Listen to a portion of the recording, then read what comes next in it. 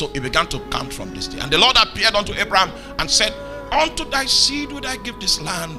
And then what? There he did what? He builded an altar unto the Lord who appeared to him. I hope you know by this time he was building this altar, he didn't know the name of the God that he built it. I need to take you through 12 altars before it was a generation after him that gave the God of that altar a name. It was in the days of Isaac. So research has continued. My question to us today is, what have you found in the Spirit? So that when your son runs to you at the age of 12, the age of 18, saying, the days of my navigation, this, I found this, I found that.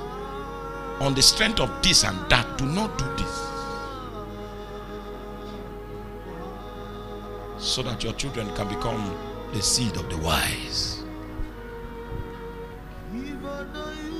I made up my mind long time ago that I will not live a mundane life.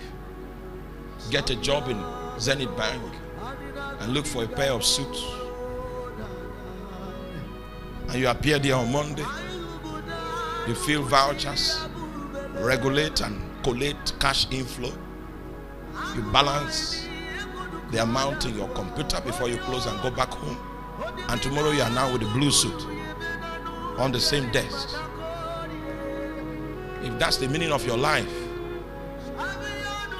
it means you know your job and you don't know your work. Because whereas the Canaanites were in the land, this man was doing mapping. And what he was doing was deeper. The meaning of what he was doing was deeper than just the natural, mundane state of existence. I will not be like Methuselah.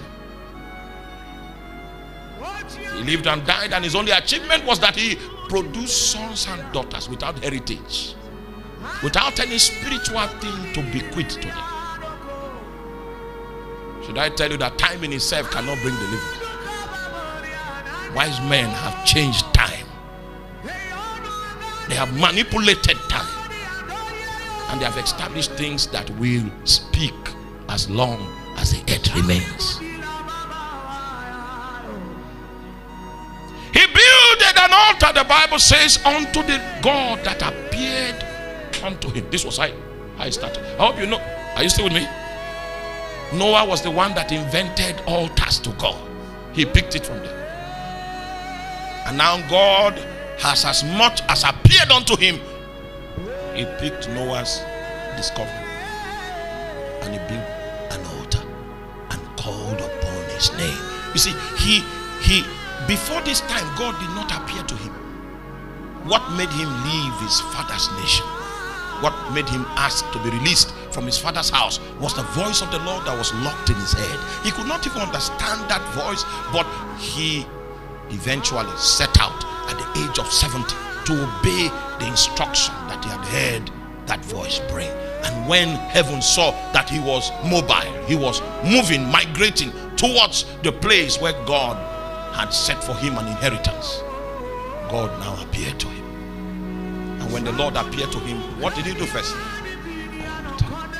If I check your life, I will see many revelations that you have, many encounters, many things that God has said to you, but you didn't raise any altar along the line of those encounters, to trap those encounters and to make it your own.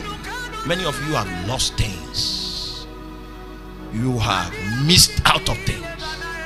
Most of what you see that is responsible for what becomes a great man in God was an encounter that an altar was raised around.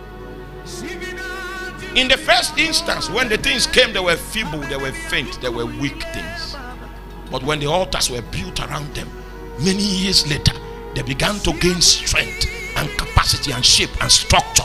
But they came in the most feeble way, in order to give muscle and structure to that which came just like a dream of the night. And to make it a concrete reality, you may need to build an altar.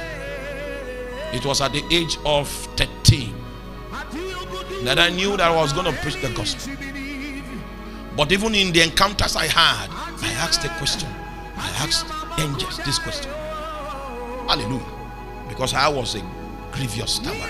And I said, why will God want a stammerer to preach for? How much can I do to the enterprise of the gospel without the ability to communicate effectively? Those were my words when I was 13 years old.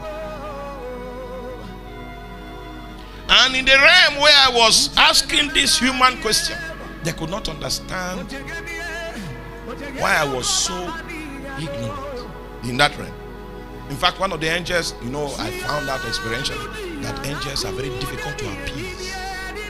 Because of the question I asked, the scroll the angel was reading, which I have now understood that it was the outline of my destiny. If I was a little bit more patient, maybe I would have gotten the entire thing he was trying to read.